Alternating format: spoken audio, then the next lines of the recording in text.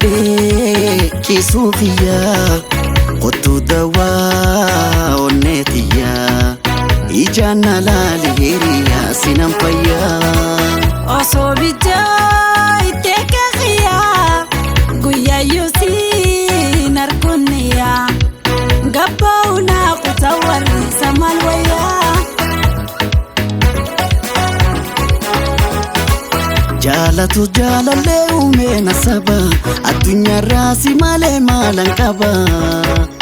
jirenya khosin induske khakaba koricha to wakamiten sidaba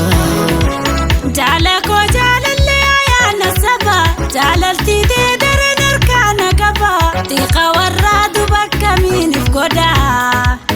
nafsi me anusili suqaba Kona lali etu fitinan kalesin dute lupun tobodesin shenesin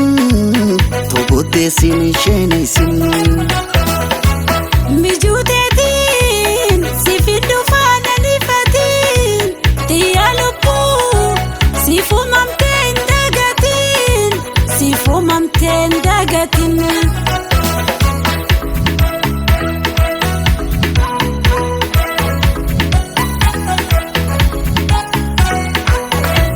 sadde kisufiya qottu dawa onnetiya ijana lalihiriya sinan fayya osomija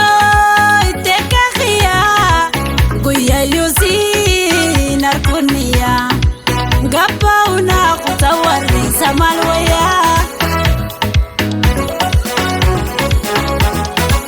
Jalati teni beita wana mudde osonde mucho ragona rafite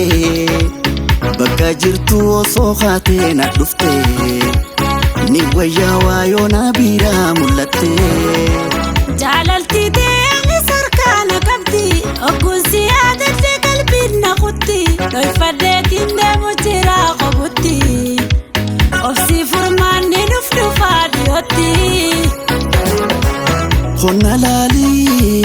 edukanan nande beisin dute lupun tobodesin shenesin mijudetin sifidu fana nifatin tiya lupu sifumamten dagatin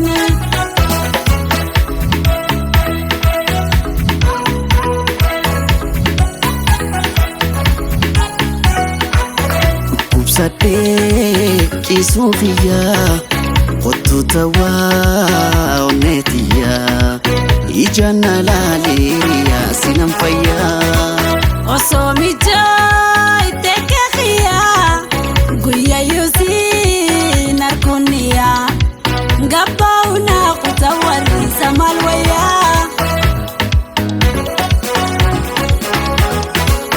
Halkan abjuun dhufta hoggayyuu naftu olka usiin arguuna biiran jirtu gammachiftuu toyaa tanaa rakkiftu haala hojjettee guyyaa tokko naaf hin dhuftu yoo jaalalaan lubburraan si fedha